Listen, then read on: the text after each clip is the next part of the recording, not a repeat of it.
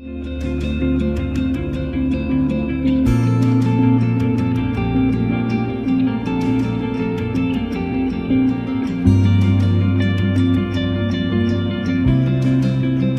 en este tiempo, el Señor nos está hablando como equipo muchas cosas. Una de ellas quiero compartirles yo en esta mañana, que tiene que ver con ese anhelo y ese deseo de hacer la obra de Dios. Yo siempre digo a los chicos, qué bueno que tengamos ganas, que tengamos intenciones, pero la obra de Dios no se hace con intenciones. La obra de Dios no es un juego, la obra de Dios no es una empresa, la obra de Dios no son mis sueños, la obra de Dios es algo muy caro, que como vimos ayer, Jesucristo lo estableció y lo entregó a la iglesia. Cuando Él murió en la cruz, resucitó y pocos días después el Espíritu Santo descendió para activar lo que hoy conocemos como la iglesia del Señor. Amén. Entonces, el Señor nos ha dejado en su palabra la guía. El Señor nos ha dejado en su palabra estrategias, las cuales no podemos descuidar bajo ningún punto de vista si queremos ser efectivos en la realización de su obra. Amén. Como decíamos la primera mañana, los tiempos cambian y es importante estar informados, en conocimiento y empapados de lo que nuestra sociedad está enfrentando, porque con eso nosotros tenemos que trabajar. Amén. Entonces, es importante que la iglesia esté todo el tiempo aprendiendo, es importante que la iglesia esté todo el tiempo atentos a las necesidades, pero es importante también entender que hay cuestiones que no podemos descuidar y que hay cuestiones bíblicas que son principios, son fundamentos de la obra del Señor, de la vida cristiana, que eso no va a cambiar, no importa lo que esté pasando ahí afuera. ¿Cuántos me entienden? Me dicen amén. Y claro que hay que ser sabio, y eso viene del Espíritu Santo, en entender cuáles son las cosas que sí puedo modificar y cuáles son las cosas que nunca se pueden cambiar. ¿Amén o no amén? El pecado siempre es pecado y eso no puede ser cambiado, ¿verdad? Ahora, bueno, al pecado que ya le vamos cambiando, bueno, no son tan malos. No, ¿verdad que el pecado es pecado? Y el Señor, el pecado nos perdona. No nos acusa ni levanta el dedo, sino que nos llama para perdonarlo. Pero qué importante es que llamemos al pecado por su nombre, para que aquel que está del otro lado pueda entender que necesita el perdón de Cristo. Nosotros no juzgamos ni criticamos, ofrecemos lo que un día recibimos, el amor, la gracia y la misericordia que viene del cielo. Y así hay muchas cosas en las Escrituras que como iglesia debemos estar bien fundamentados para que todo lo que venga no destruya nada de la obra que el Señor ha entregado en nuestras manos. Amén. Y yo quiero en esta mañana desafiarnos a un punto importantísimo, que al igual que con la tarea evangelística, sin entender el porqué. Y cuando yo hablo de tarea evangelística, como me habrán escuchado, no hablo de campañas, hablo de amar a la gente, hablo de llorar por la gente. Hablo de que en tu lugar de trabajo, en tu casa, en tu barrio, en tu corazón arde una pasión por quienes te rodean pueden ver en vos y a través tuyo a Jesús y tener la oportunidad de conocer a Él. Justamente ahora, yo acabo de subir esta mañana en el hotel a las redes sociales, papá y mamá están en Panamá junto a Manuel Ruiz, que fue aquel hombre que hace 40 años les presentó el Evangelio. Y yo miraba la foto ya del hombre crecido, mis padres también, y qué privilegio para ese hombre, no porque sean mi papá y mi mamá, pero que aquellas personas que hace 40 años le predicaste el Evangelio. Manuel Ruiz hoy está cumpliendo 50 años de ministerio allí en su Panamá natal. Y papá y mamá viajaron para honrarlo, llevarle algunos regalos. Qué lindo es saber que a través de tu esfuerzo, que quizás fue pequeño, porque yo siempre digo, ¿qué esfuerzo puedo hacer yo comparado con una vida salvada? Quizá unas horas, unos minutos, unos días de mi vida para cambiar la eternidad de otras, ¿verdad? Que las matemáticas no dan. Qué privilegio el poder reconocer a esos hombres que dejando todo vinieron a predicarnos de Jesucristo. Y qué bueno que vos y yo nos transformemos un día en ese hombre, que vengan otros y digan, wow, gracias porque un día en mi trabajo, un día en la calle, un día en la plaza, un día en la cárcel, en el hospital, yo me acuerdo que sin esperar nada ni sin buscar nada, con un rostro lleno de alegría y de amor, me diste el mensaje que transformó y cambió mi vida para siempre. Qué bendición, ¿verdad que sí? Y yo, como les decía, no logro entender por qué muchas veces tomamos esa actividad o esa tarea O como yo decía ayer, ese ser, esa naturaleza, esa identidad, y solo se la otorgamos a un grupo de la iglesia, sin entender que eso nos fue dado a todos, que eso es lo que somos o deberíamos ser en Cristo. Y con esto que vamos a ver hoy es igual. Porque yo quiero hablarte y quiero que entendamos juntos que si vamos a conquistar Goya o cualquier ciudad de donde vengas, o tu barrio o tu familia, hay herramientas que no son para un grupo, no son para los que son llamados. Si bien es verdad, hay gente que quizás tenga el don, pero eso no tiene nada que ver con que yo no pueda o no deba hacerlo. Y esta es la tarea, digo yo, la primera herramienta que Dios me da, que no depende ni de dinero, no depende de demasiado esfuerzo, no depende de otro, depende exclusivamente de mí, y es la intercesión. Si queremos ser efectivos en ser luz y sal, en llevar la gloria de Dios, yo sé que el tiempo no me da para explicar todo, en algún otro momento hablaremos de cómo la Biblia desarrolla lo que es intercesión y guerra espiritual, pero no solo para que mi vida sea beneficiada, sino para que el propósito que Dios nos dio como iglesia sea alcanzado. Porque como decíamos ayer, esta es una batalla espiritual. ¿Por qué? Porque la tarea que Cristo le asignó a la iglesia es espiritual. Es nacida en el mismo corazón de Cristo. Por eso se hace con herramientas y estrategias espirituales. Por eso no alcanzan solo nuestras capacidades. Por eso no alcanza solo con prepararnos, con saber cómo hablar, con saber qué decir. Vamos a tomar un curso de oratoria, vamos a tomar un curso de imagen que nos diga qué es lo que a la gente le llama la atención, qué perfume me pongo, qué color de ropa. Todo eso existe. Hay gente que se prepara y está buenísimo. Pero para poder transformar las vidas con la verdad del Evangelio, para que todas esas tinieblas que hay afuera retrocedan, no alcanza. Hay herramientas y hay estrategias que demandan hombres y mujeres espirituales. Y yo quiero ser de esos hombres y de esas mujeres. ¿Cuántos me dicen amén? Yo quiero ser parte de ese ejército. No importa lo que cueste, no importa el precio que haya que pagar, entendiendo que el resultado es mucho mayor que el precio. Entendiendo que esas vidas, esos hogares, esas ciudades bendecidas, transformadas, liberadas de la opresión del diablo, no pueden compararse con el esfuerzo humano o con mi tiempo o con lo que yo haya invertido para que ellos sean bendecidos. Por eso quiero llevarte al libro de Apocalipsis y quiero hablarte nuevamente de algo que, como dije ayer, no tiene que ver únicamente con lo que yo tengo que hacer, sino primero con lo que yo tengo que ser. Amén. Porque cuando nosotros hablamos de actividad, es muy fácil que usted me diga: a mí no me gusta o no lo siento. ¿Y qué hacemos? Entonces lo pasamos para otro. ¿Sí o no? Le pasamos la pelotita, que se complique otro la vida. Yo no me la quiero complicar. Pero fíjese que normalmente cuando Jesús me habla de algo que yo debo hacer, está identificado primeramente con lo que yo debo ser.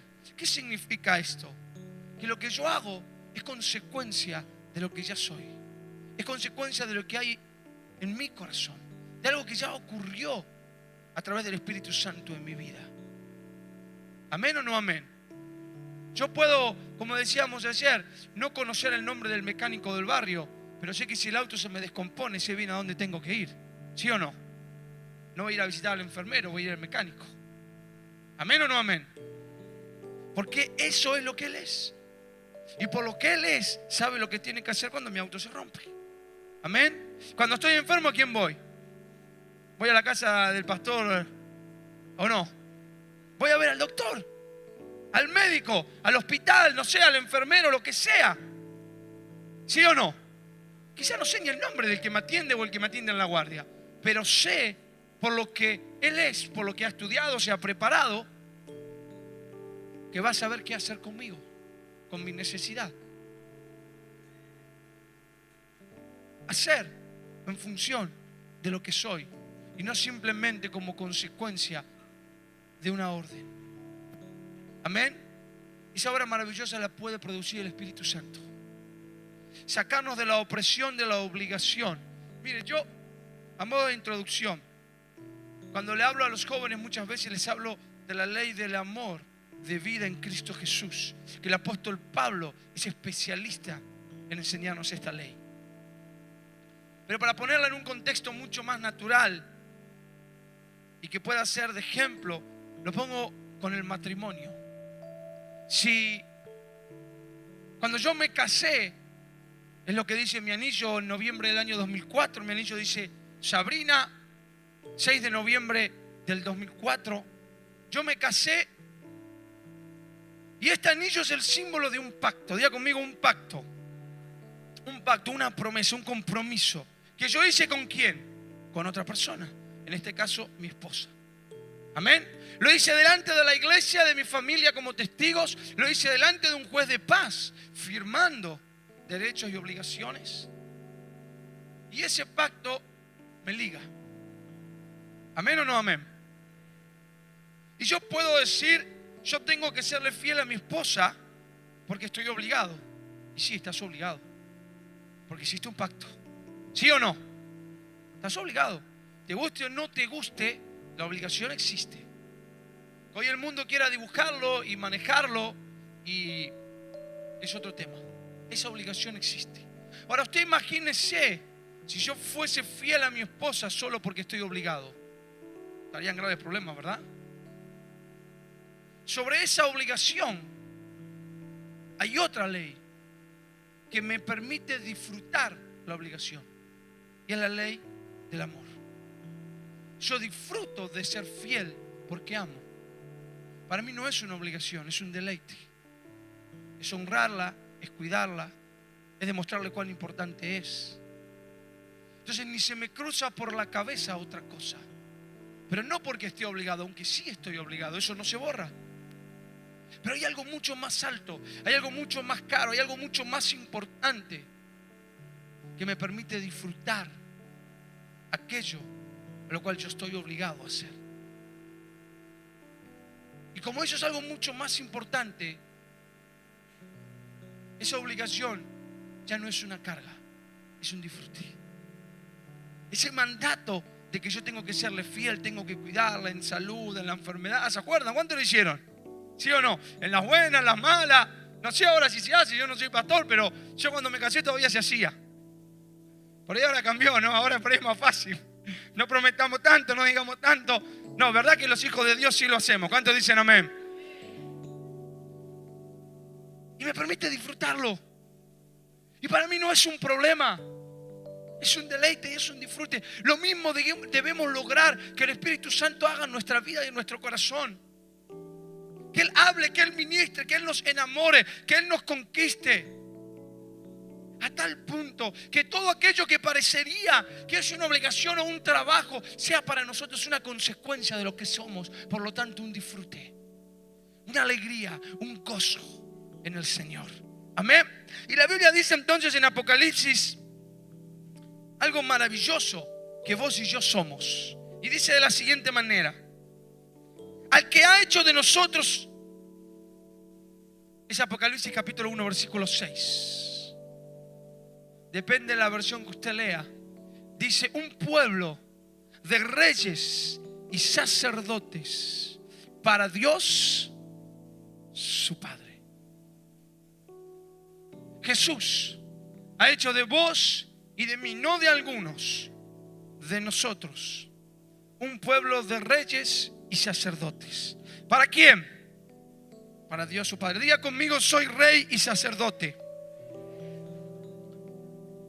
Vamos a hablar muy poquito hoy de lo que es rey y voy a hablarte un poquito más de lo que es un sacerdote. En otra oportunidad estableceremos lo que es rey.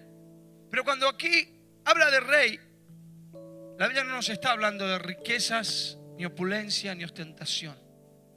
Nos está hablando de autoridad. La iglesia tiene una autoridad que nada ni nadie tiene sobre la tierra. ¿Cuántos sabían eso? Levante la mano si usted lo sabía. ¿Para qué fue dada esa autoridad? Muchos creen que no fue dada la autoridad para vencer al pecado, la tentación y andar triunfantes en mi vida. Y la respuesta es no. El rey tenía autoridad delegada en su sangre por herencia, para velar por el bienestar de un pueblo. Su responsabilidad no era autobeneficiarse. Su responsabilidad era trabajar para que su pueblo viva quieta y reposadamente. Sí, él tenía autoridad, más que nadie. Sí, él tomaba decisiones que nadie podía rebatir. Pero las decisiones que él tomaba tenían que ser en beneficio de un pueblo. Esa era la función de un rey. Después, al igual que la iglesia, el rey podía hacer buen uso de esa autoridad o mal uso de esa autoridad. Pero la autoridad le había sido delegada para una función específica. Por eso, como iglesia, usted y yo tenemos una autoridad que es ¿para qué? Para que nuestros lugares sean bendecidos. Cuando la iglesia no ejerce la autoridad, una autoridad inferior a la de la iglesia, que es la autoridad del mismo infierno, se mueve a sus anchas por las calles, por los hogares. Cuando la iglesia no hace uso de la autoridad, hay alguien que sí hace uso de su autoridad y se llama el diablo. Amén. Pero el Señor nos ha dado una autoridad en el nombre de Jesús que es sobre toda otra autoridad. ¿Cuántos lo entienden? Me dicen amén. Por eso una iglesia puesta de pie y en son de batalla es un problema bien grande para el infierno. Por eso el diablo nunca va a querer que entendamos esto. Por eso el diablo nunca va a querer que nos metamos con él. Y eso es otro tema que se llama guerra espiritual. La iglesia es llamada a hacer guerra espiritual. No algunos, todos. Porque nos fue dada una autoridad que debe ser usada para el propósito por el cual nos fue confiada. Porque si no hay un pueblo que porque vos y yo estamos cómodos o no queremos tener problemas, sigue siendo maldecido. Porque los que tienen autoridad no le ponen límites a aquel que ha venido a esclavizarlos y a subyugarlos. Reyes, hombres y mujeres llenos de autoridad dada con un propósito. Y sacerdotes. El sacerdote en el pueblo de Israel era la persona que tenía el privilegio de llegar a la misma presencia del Señor. Era el hombre y la mujer. Bueno, hoy hombres y mujeres, en aquel momento eran solo hombres. Hombres y mujeres, vamos a decir hoy.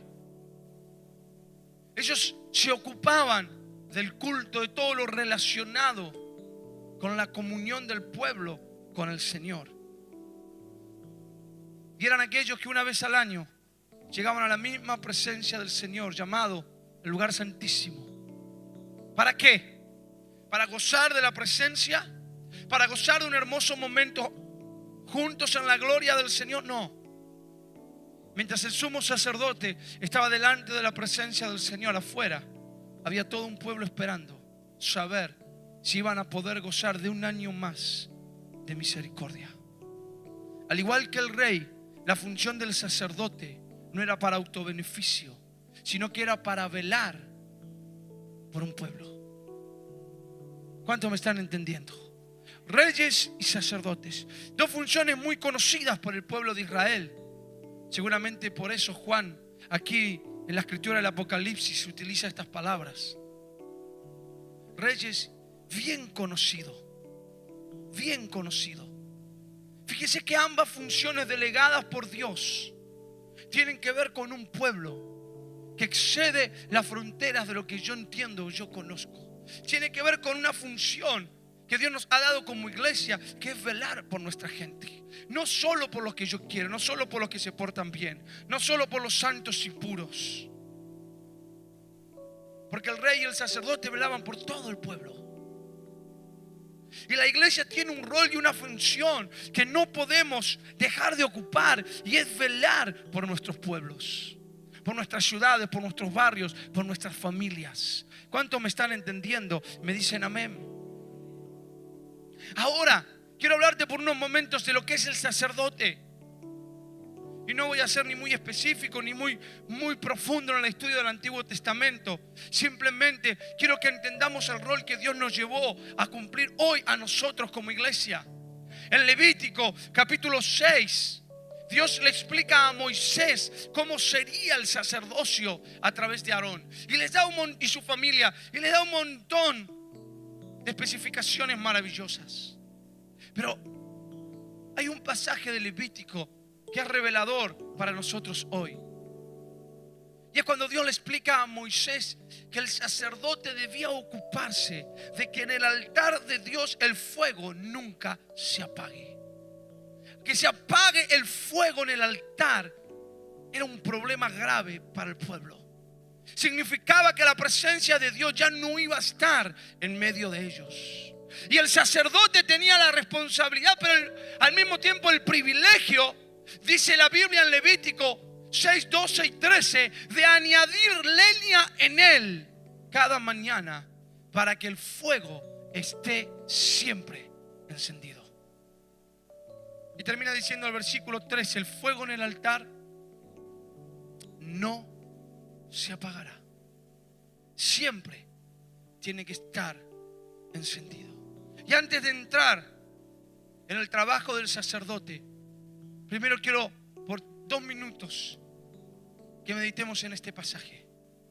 ¿Cuánto hace que no añadimos leña al altar del Señor en nuestra vida? Y ahora no le hablo solo al liderazgo en primer lugar, claro que sí, pero el pueblo de reyes y sacerdotes. Porque aquí no dice que los reyes y sacerdotes sean una casta especial como lo era en el Antiguo Testamento. Aquí dice que Él preparó un pueblo, hombres y mujeres, a los que Él salvó y rescató. ¿Cuántos me van entendiendo? Me dicen amén. ¿Cuánto hace que no arde el fuego en tu corazón? Y ahora vamos a ver lo que produce cuando el fuego arde. ¿Qué pasa? Pero ¿cuánto hace? ¿Cuántas mañanas llevas sin añadir leña? ¿Cuántas mañanas llevas sin que tu corazón sea encendido a través de la palabra, de la administración, de la presencia del Espíritu Santo? Sin esto no hay presencia para el pueblo. Si los sacerdotes, aquellos que tenemos la oportunidad de llegar a Dios, no nos ocupamos que lo de Dios permanezca encendido, no habrá esperanza para nuestras generaciones. ¿Cuántos me están entendiendo? Me dicen amén en esta mañana. Porque Él levantó un pueblo de reyes y sacerdotes que debemos tomar los privilegios, pero también cumplir las responsabilidades. Dios quiera disfrutando de ellas, pero debemos cumplir de las responsabilidades que Dios nos ha dado. Y no podemos querer llevar bendición a una Argentina a la cual las tinieblas vienen a contraatacar de una manera espeluznante, con un pueblo con su llama apagada, con sacerdotes que no hemos tenido, no sé si la capacidad, porque esto no se trata de capacidad, quizá el tiempo, quizá el entendimiento, quizá las ganas. No pudimos, no quisimos añadir leña en él cada mañana. Y yo quiero animarte que ahora cuando vuelvas a tu lugar te pongas como una meta, no como una obligación. Que el Espíritu Santo pueda poner en nosotros el querer como el hacer, para que cada día el fuego de tu altar sea encendido, para que cada día la llama del Espíritu Santo, la revelación de la palabra de Dios, de la persona de Cristo, sea renovada en tu vida. Cada día, cada día, cada día, cada día, para que luego, como sacerdote, puedas llegar delante de la presencia de Dios a cumplir el rol que el Señor te ha dado. ¿Cuántos me dicen amén en esta mañana? Amén. Ese sacerdote que tenía que trabajar por su pueblo, no de vez en cuando, día tras día, cuidadosamente, siendo perfeccionista. El fuego no se podía apagar, tenía que estar todo preparado, siempre el fuego encendido. Ese sacerdote que tenía la responsabilidad de velar por el bienestar de su pueblo delante de Dios. Fíjese qué curioso. La responsabilidad de velar por su pueblo delante de Dios. Tu familia, tu barrio, tu ciudad, nuestra nación. Que el Señor levante sacerdotes, hombres y mujeres, que podamos velar y llevar las necesidades de nuestro pueblo cada día delante de su presencia. Que las necesidades de nuestro pueblo no pasen por alto nuestras vidas, sino por el contrario, podamos ser hombres y mujeres que en oración, y de eso quiero hablarte en esta mañana, en oración. He aquí la primera herramienta, la primera llave que Dios nos da para ejercer autoridad y sacerdocio: la oración. La oración que no depende ni de dónde estés, no te puede limitar el lugar, no te puede limitar el espacio, no te puede limitar el que tenés al lado, porque vos podés estar en tu lugar de trabajo, en el ómnibus, en el auto, donde quiera que estés, y en tu corazón vas gimiendo, vas intercediendo, vas buscando al Señor, vas clamando. Es la primera herramienta que Dios nos da para conquistar en el mundo espiritual, que es el mundo que gobierna sobre el mundo natural. De eso se trata cuando el Señor nos habla de reyes y sacerdotes, aquellos que puedan ejercer autoridad y llegar delante de Dios, pero no de una manera egoísta, sino por las necesidades de un pueblo. ¿Cuántos me están entendiendo? Me dicen amén en esta noche, en esta mañana, perdón. Ese es el rol que Dios nos ha dado, y tenemos que practicarlo, y tenemos que enseñarlo, y tenemos que desarrollarlo, así como hemos desarrollado la adoración y la alabanza. La oración y la alabanza, declaraciones en el mundo espiritual que producen que Dios se mueva en medio de su pueblo. ¿Cuántos dicen amén bien fuerte? Pero nos olvidamos de la guerra espiritual, nos olvidamos de la intercesión y del clamor y del gemido que trascienden tu necesidad y mi necesidad y llegan delante del trono de Dios por un pueblo que sufre. ¿Por qué será? ¿Será que nos transformamos en egoístas? ¿Será que pensamos, si los de allá quieren esto, que vengan acá adentro? Y nos olvidamos que no solo Jesús nos vino a buscar descendiendo del cielo. Y nos olvidamos que no solo Jesús fue a buscar a la viuda de Naín saliendo de su lugar para ir hasta su punto de necesidad, sino que también nos mandó a nosotros a ir. Cuando nos dijo ir por todo el mundo, nunca nos dijo esperen, ellos vendrán a ustedes. Y desarrollamos principios maravillosos de la Biblia pensando en nosotros, y aquellos principios que serían de bendición y beneficio para toda una tierra que sufre, muchas veces quedaron relegados. No, hermano, el equipo de intercesión, si usted camina, mire, 2 cuadras para allá, hay un galpón chiquitito allá, y hay 3 o 4 ancianitos, están orando. Usted no se preocupe que ahí están. Y nos olvidamos de levantar una generación de sacerdotes, de hombres y mujeres que, lavados por la sangre de Cristo, tienen acceso a su presencia donde nadie llega, donde ese mundo no puede llegar. Pero vos y yo sí podemos. Y creímos que podíamos llegar solo para disfrutar. No, se nos dio acceso porque hay una función que Él nos llamó a cumplir. Hay un rol que Él nos ha entregado como iglesia para bendecir a nuestra generación. ¿Cuántos me están entendiendo? Me dicen amén bien fuerte. Y eso es lo que somos en Dios, reyes y sacerdotes. Por eso lo hacemos. No es que es una obligación, no es que es un peso. Cuando tu corazón y mi corazón no están sintiendo la carga de nuestra generación, ahí debemos preocuparnos. Cuando llegar a la presencia de Dios ya no es un hábito para vos y para mí, ahí debemos preocuparnos. Cuando están humillados delante de Él con desesperación, sintiéndonos necesitados, si ello ya no ocurre, ahí debemos preocuparnos. Si servir a Dios solo es una rutina y cumplir metas y objetivos que alguien ha planteado, ahí debemos preocuparnos. Nuestro corazón debe latir y debe arder y debe desesperarse al ver que hay un mundo que sufre. Ese era el rol del sacerdote. Y quiero que vayamos a algunos pasajes de las Escrituras para entender mejor, un poquito más, esto de ser sacerdotes, esto de llegar delante de Dios en oración por nuestra gente. Porque recordad lo que dijimos al principio, esto es un principio espiritual, un fundamento de la vida cristiana que nos permitirá conquistar, que nos permitirá ver cosas que soñamos y aún no hemos visto. Y no es que no las hemos visto porque no están preparadas, no las hemos visto porque no hemos ingresado por el lugar correcto. Vayamos rápidamente al libro de Ezequiel. Fíjese lo que es, lo que Dios está buscando de nosotros. Ezequiel, dice la Biblia en el capítulo 22 de la siguiente manera: y busqué entre ellos, versículo 30, hombre que hiciese vallado y que se pusiese en la brecha delante de mí a favor de la tierra, para que yo no la destruyese. Y no lo hallé. Señor, estoy muy ocupado. Señor, la obra, vos sabés, me llaman, preparar la prédica. No hay tiempo para el altar. No hay tiempo para poner leña.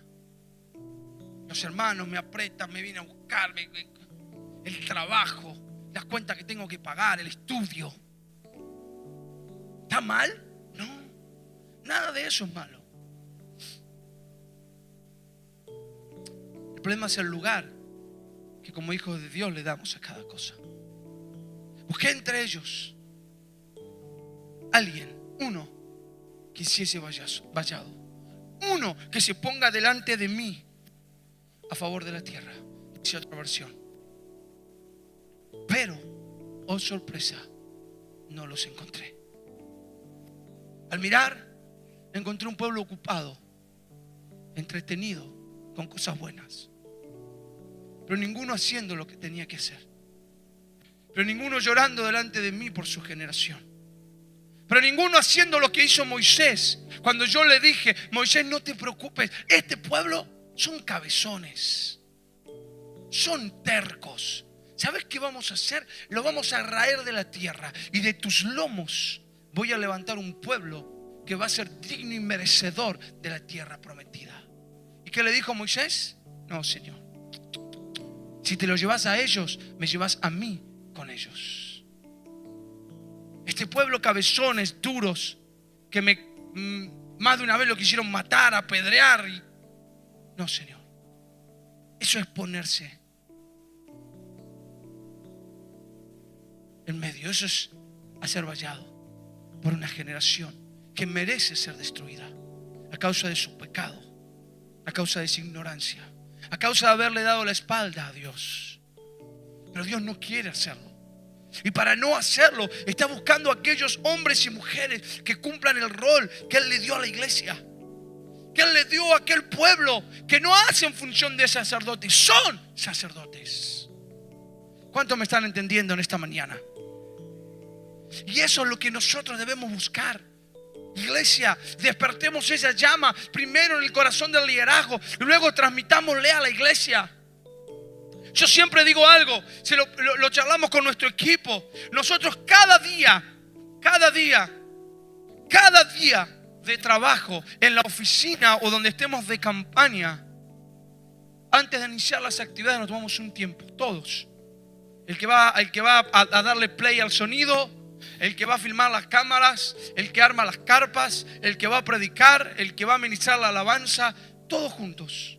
No nos movemos sin antes estar un tiempo en la presencia de Dios y delante de su palabra, para que Él nos ministre, para que Él nos hable, para que Él nos enseñe. ¿Y sabes qué hacemos? Lo mismo que hago yo con mis hijos cada día. Y yo le pregunto cuando estoy con los pastores, mi corazón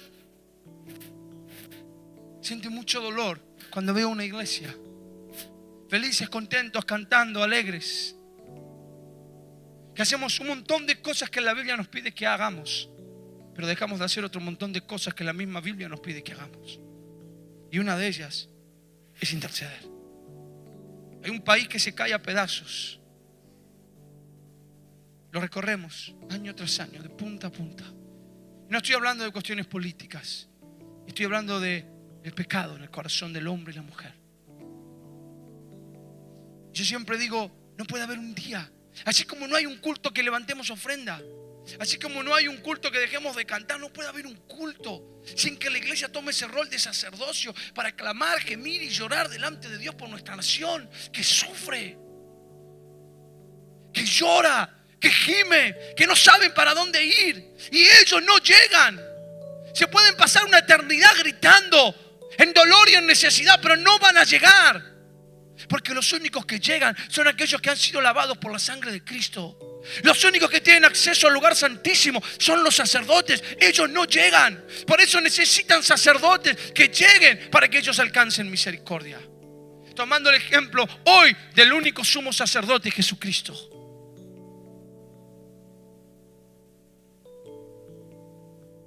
Tenemos que ser esa iglesia. Una iglesia que, como decíamos ayer, como hizo Jesús, miró a la viuda de Naín a los ojos, vio su necesidad,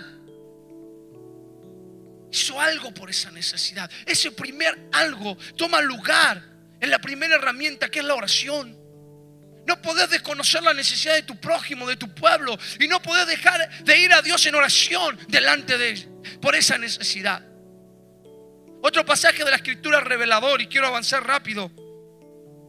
Jeremías capítulo 33, versículo 3. Todos lo conocemos de memoria, pero tiene una revelación de la intercesión maravillosa. Dice la Biblia: clama a mí y yo te... Y no termina ahí. Y te enseñaré cosas grandes y ocultas que tú no conoces. ¿Cuántos quieren ver cosas grandes y ocultas? Es mi anhelo para mi Argentina. Es mi anhelo para cada lugar donde vamos. Pero ¿sabes cuál es el camino? Clama a mí. Clama a mí. Clama a mí. ¿Sabes qué es clamor? Vamos a verlo al terminar. Que Jesús clamaba. Dice la Biblia que Jesús clamaba. ¿Sabes qué es clamor? Es gritos desesperados. Dice el diccionario de la lengua española: con voz lastimosa, pidiendo ayuda por algo o alguien. Clamor no es indiferencia. Clamor no es: Señor, ayuda a Goya, Corrientes, mirá, Señor, Argentina. Se me pasan los fideos, hermano, termine rápido. Señor, no. Clamor es desesperación. Clamor es ver el dolor de la gente y poder tomar su lugar. Un día alguien nos preguntó: hermano, ¿por qué ustedes gritan tanto cuando se juntan en sus devocionales? Claro, porque cuando no tenemos un lugar, en lugar de hospedaje cómodo, pedimos una iglesia. Así que íbamos toda la mañana con el equipo a una iglesia a orar. Y un día vino el pastor y me dijo: hermano, ¿por qué gritan tanto? ¿Acaso ustedes piensan que Dios es sordo? ¿Qué necesidad hay de todo este griterío? Y la verdad, le dijimos: no, Dios no es sordo. ¿Sabe qué ocurrió?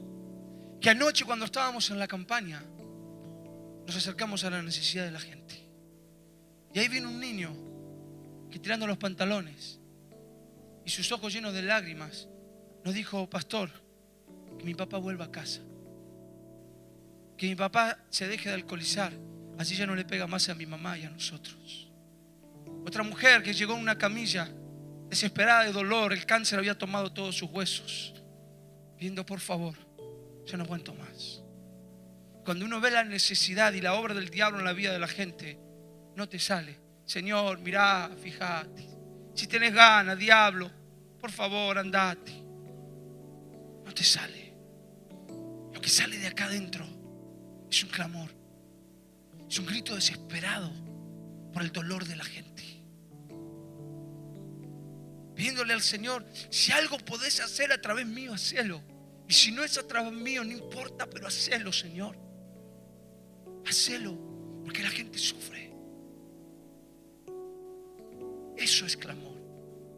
Y la Jeremías nos revela algo que muchas veces lo leímos y no terminamos de interpretarlo.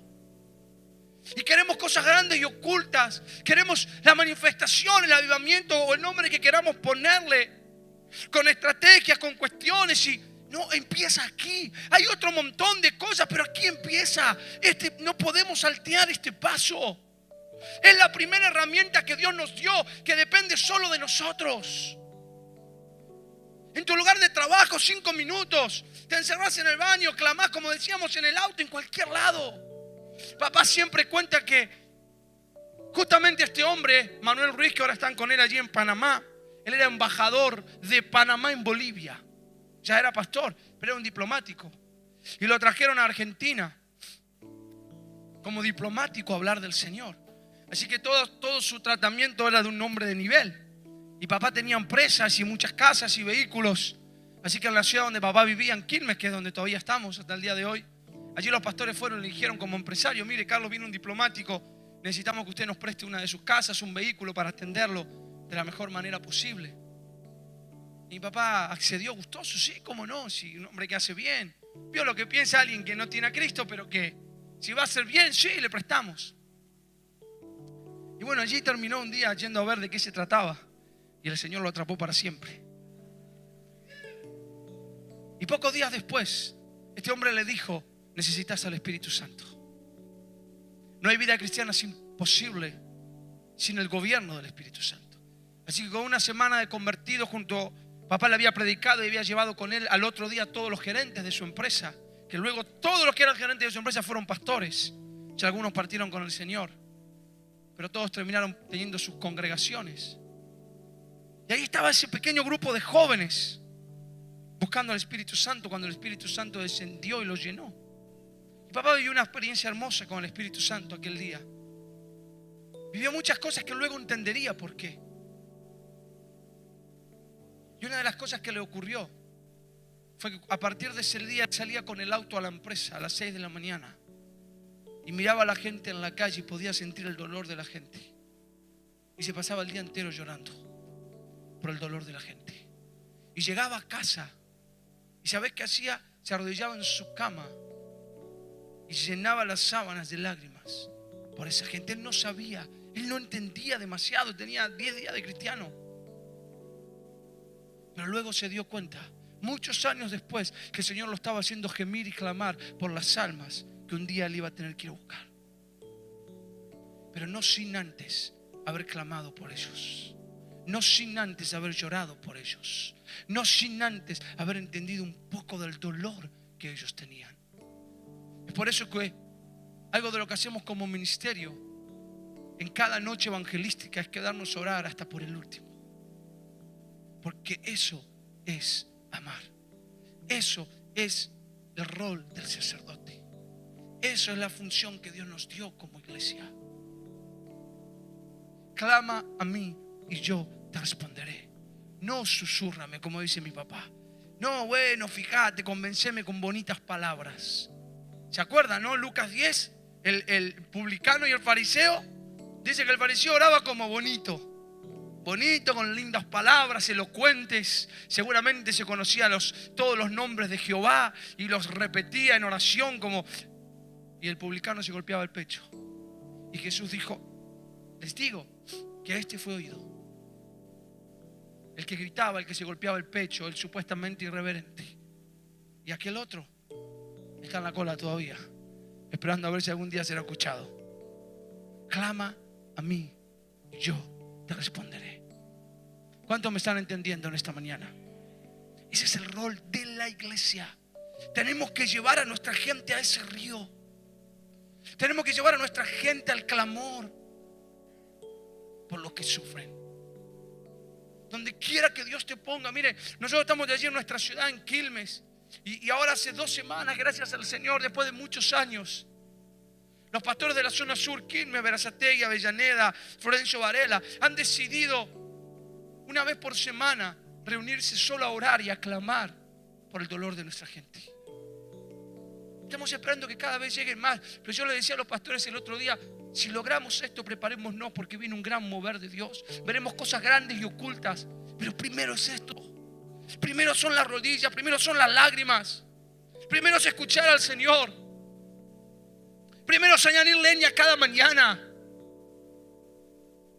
Nehemías, para ir dándole forma. Es mucho y es tan apasionante todo esto, pero no quiero ocupar demasiado tiempo porque sé que tienen que seguir. Nehemías capítulo 1, si quieren los que estén tomando nota, versículo 4. En realidad es todo el capítulo 1 de Nehemías, luego léalo en casa detenidamente. Pero ¿sabe una cosa? Nehemías estaba bendecido. ¿Cuántos están bendecidos acá? A ver, levante su mano. Él estaba bendecido en todos los ámbitos, hasta materialmente. A pesar de que habían sido tomados por esclavos, él había sido puesto en un lugar de relevancia. Era el copero del rey. Muchos dicen, bueno, tenía un trabajo despreciable. No, todo lo contrario. Él disfrutaba los honores del palacio. Él vivía en el palacio. Él tenía acceso al rey. Cantidad de veces que ningún otro tenía acceso al rey. Y evidencia el libro de Nehemías que él tenía una relación con ese rey, con la máxima autoridad. Así que Nehemías, bendecido, no pasaba necesidad, seguro, resguardado, abundancia de todo lo que se te podía ocurrir, contacto con la persona más importante en aquel momento. Llega, dice Nehemías, Hanani, su hermano de sangre. ¿De dónde venía? De aquel pueblo, de aquella Jerusalén que había sido conquistada. ¿Y qué hace Nehemías? Le pregunta, ¿cómo está mi pueblo? ¿Cómo están allá en Goya, en Corrientes? ¿Cómo están en Quilmes? ¿Cómo están? Y su hermano le dijo, Nehemías, somos el hazme reír de todos los pueblos. Somos una vergüenza. La ciudad está en ruinas, el templo está en ruinas. Ya la presencia de Dios no está entre nosotros. Y Nehemías pudo haber dicho, bueno, pero mira qué bendecido que estoy. Que el Señor tenga misericordia de aquel pueblo. Pero Nehemías no hizo eso. Miren lo que dice el versículo 4 entonces del libro de Nehemías. Cuando oí estas palabras, me senté y lloré. ¿Qué hizo Nehemías? E hice duelo por algunos días y ayuné y oré delante del Dios de los cielos. ¿Sabes qué hizo Nehemías? Llevó la necesidad de su pueblo en su oración, en su tiempo, en su acceso a la presencia de Dios. Él llevó la necesidad de su gente, gente que él amaba, como vos y yo debemos amar a la nuestra.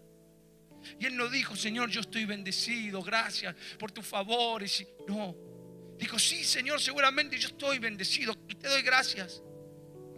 Pero mira mi pueblo, mira mi pueblo sufre. Tu presencia ya no está con ellos. Las murallas han sido derribadas. Los pueblos vecinos nos acechan. Nehemías lloró por la necesidad de su pueblo. Y yo me hago una pregunta y te la hago a vos. ¿Cuándo fue la última vez que derramaste una lágrima por la necesidad de tu pueblo? Esas lágrimas son caminos que se abren hacia lo nuevo y oculto que no conoces. Esas lágrimas son llaves entregadas para que abras puertas hacia lo nuevo y oculto que aún no conoces. ¿Y sabes qué ocurrió? Fue en la intercesión, fue en esa oración, fue en el derramar delante de Dios la necesidad de su pueblo que Dios le dio a Nehemías dos cosas que la intercesión, aquellos hombres y mujeres que podamos ir delante de Dios con oración, con ruegos, con lágrimas por la necesidad de los nuestros, dos cosas van a ocurrir. Primero, las puertas de los cielos se van a abrir y Dios derramará bendición en manera sobreabundante. Y la segunda cosa que va a ocurrir, Dios te va a dar estrategias porque Él te va a usar para llevar esa bendición sobreabundante. Eso ocurrió con Nehemías. ¿Sabes qué pasó con Nehemías? Fue tan fuerte el shock. Fue tan fuerte lo que él sintió al ver su pueblo en el dolor y el sufrimiento, que la próxima vez que él llegó a la presencia del rey, el rey ya no vio a un hijo de Dios lleno de gozo.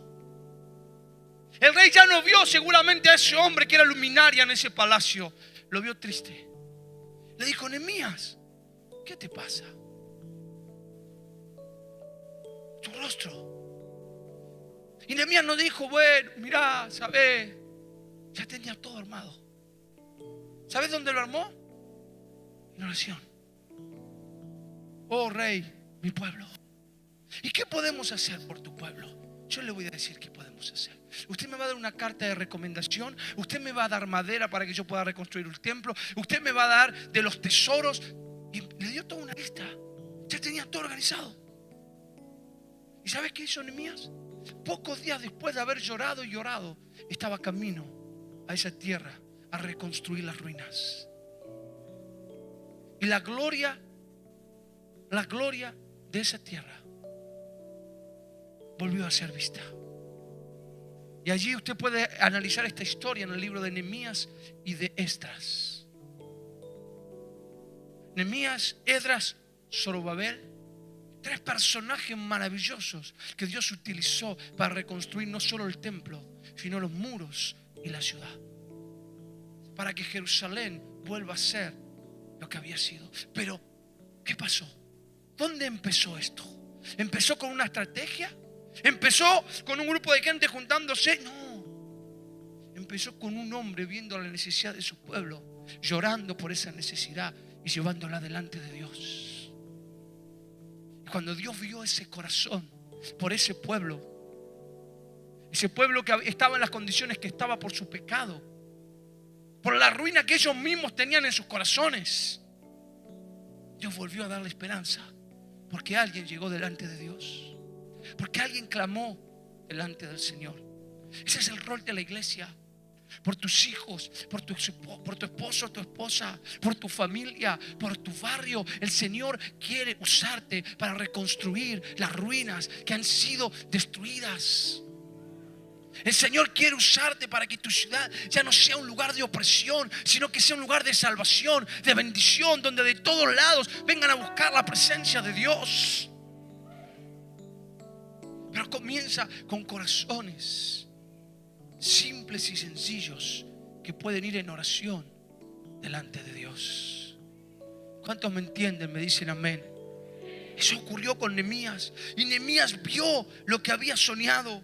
Nehemías pudo alcanzar a ver con sus ojos lo que él quería para su pueblo. Pero primero fue un Nehemías que pudo llorar y no se sintió cómodo. Él dejó la comodidad. Él dejó el intercesor. Es el que está dispuesto a renunciar a lo que sea necesario por amor a su pueblo y a su generación, para ocupar el rol y el lugar que Dios nos da. Porque en oración Dios te mostrará cosas, Dios te dirá cosas, Dios te dará estrategias. Y muchas veces eso demandará ir, como decíamos ayer en la Gran Comisión, dejar tu lugar de seguridad y de confort para ir a hacer lo que Dios quiere hacer a través de tu vida. Amén. Y para terminar, Hebreos capítulo 5 versículo 7 dice: y Cristo los días de su carne, ofreciendo ruegos y súplicas con gran clamor, no solo clamor como leímos en Jeremías, gran clamor y lágrimas al que le podía librar de la muerte, fue oído a causa de su temor reverente. ¿Cómo oraba Jesús? Ruegos, súplicas, gran clamor y lágrimas. Yo tengo aquí algunas definiciones de ruegos, súplicas, clamor del diccionario de la lengua española. Búsquelo en casa para que el tiempo no se vaya, que ya se me agotó. ¿Sabe cómo oraba Jesús? Con gritos desesperados, suplicando, clamando. Así oraba a Dios. ¿Sabes por quién oraba Él? Por vos y por mí. Él no era egoísta. Él no estaba buscando salvarse. Él sabía que había venido a morir en la cruz. Cuando Él llegaba delante de Dios, Él sabía quién era en Dios y la victoria que Él tenía aún atravesando la muerte. Él lloraba y clamaba por vos y por mí, por el dolor de esa generación a la cual Él venía a salvar. Así oraba Jesús delante de Dios. Así debemos orar vos y yo, con ruego, con súplicas, con clamor. Ya no podemos ser esa iglesia indiferente que solo piensa en sí mismo. ¿Cuántos me están entendiendo? Me dicen amén. Quiero que te pongas de pie para ir terminando. Si el pastor Javier me perdona.